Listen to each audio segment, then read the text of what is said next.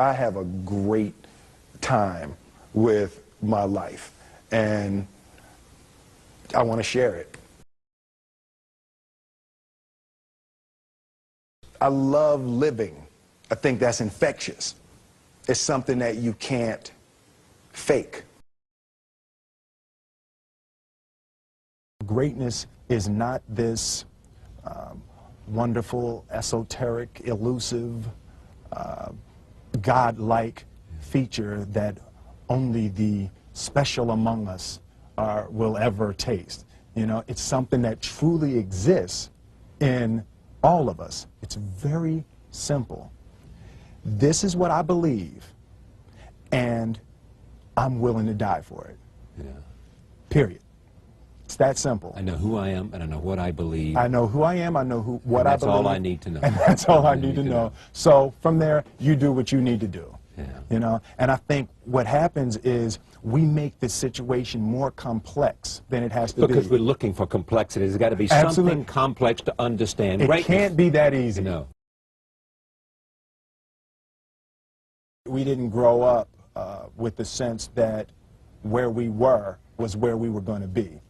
You know, we grew up with the sense that where we were almost didn't matter because we were becoming right. Something greater. The separation of talent and skill is one of the greatest misunderstood concepts for people who are trying to excel, who have dreams, that want to do things. Talent you have naturally. Skill is only developed by hours and hours and hours of beating on your craft. I've never really viewed myself as particularly talented. Where I excel is ridiculous, sickening work ethic. You know, while the other guy's sleeping, I'm working. While the other guy's eating, I'm working. There's no easy way around it. No matter how talented you are, your talent is going to fail you if you're not skilled. Mm-hmm. You know, if you don't study, if you don't work really hard and dedicate yourself to being better every single day, mm-hmm. you'll never be able to communicate with people, with your artistry, the way that you want. So the only thing that I see that is distinctly different about me is I'm not afraid to die on a treadmill. You might have more talent than me, you might be smarter than me, but if we get on the treadmill together, right, there's two things. You're getting off first, or I'm going to die. It's really that simple. One summer, his dad tore down a brick wall on the front of his business and told 12-year-old Will and his 9-year-old brother to rebuild it, a job they said was impossible. It took them 1.5 years, but they did it. And he said, now don't you ever tell me it's something that you can't do. You don't try to build a wall. You don't set out to build a wall. You don't say, I'm going to build the biggest, baddest, greatest wall that's ever been built. You don't start there. You say, I'm going to lay this brick as perfectly as a brick can be laid. Yeah. And you do that every single day. And soon you have a wall. And soon you have a wall. You know, it's an idea that my grandmother always had, that you know, if you're going to be here, then there's a necessity to make a difference. She always instilled the responsibility, the spiritual responsibility that you have to make every group you come in contact with better. I want to do good. Yeah. I want the world to be better because I was here. I want my life, I want my work, my family, I want it to mean something. And it's like, it has, if you are not making someone else's life better, then you're wasting your time. You know, like your life will become better by making other lives better. I want to represent an idea. I want to represent possibilities. I want to represent the idea that you really can make what you want. One of my favorite books is The Alchemist, Paulo Coelho, and that's just, I just believe that. I believe that I can create whatever I want to create. The first step before anybody else in the world believes it is you have to believe it. There's no reason to have a plan B because it distracts from plan A. I think that there's a certain delusional quality that all successful people have to have. You have to believe that something different than what has happened for the last 50 million years of history. You have to believe that something different can happen. Confucius said, he who says he can and he who says he can't are both usually right. Being realistic is the most commonly traveled road to mediocrity.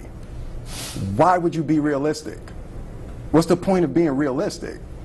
Just put up a barrier. Yeah, I'm going to do it. It's done. It's already done. The second I decide it's done, it's already done. It's now we just got to wait for y'all to see. It's unrealistic to walk in a room and flip a switch and lights come on. That's unrealistic. Fortunately, Edison didn't think so. It's unrealistic to think you're going to bend a piece of metal and fly people over an ocean in that metal. That's unrealistic. But fortunately, the Wright brothers and others didn't believe that. And it just seems like such a ridiculous idea to me to embrace the idea that it's not going to happen and that's not real for that to happen. As soon as you say it, now you just made that real. Our thoughts, our feelings, our dreams, our ideas are physical in the universe. That if we dream something, if we picture something, if we commit ourselves to it, that is a physical thrust towards realization that we can put into the universe. That the universe is not a thing that's going to push us around.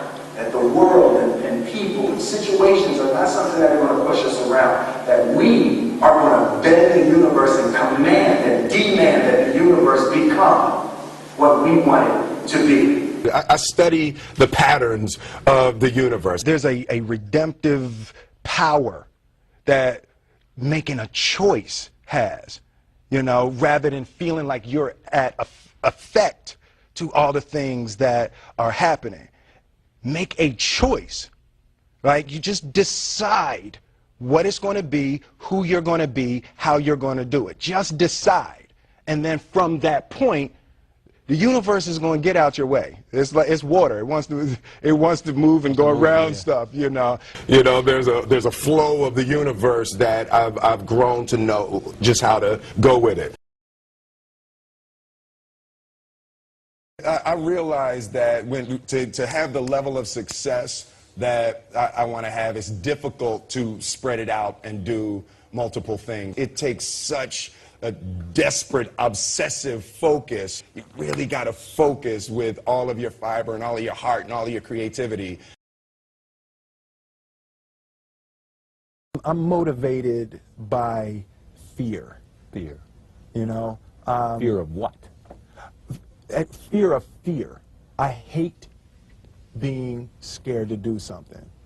And I think what developed in my early days was the attitude that I started attacking things that I was scared of. It was Franklin Roosevelt said the only fear you have of fear is fear itself. Absolutely. Remember that? Absolutely. Yeah. You can't be scared to die for the truth. The truth is the only thing that's ever going to be constant. Don't ever let somebody tell you you can't do something. Not even me. All right? You got a dream, you got to protect it. People can't do something themselves. They want to tell you you can't do it.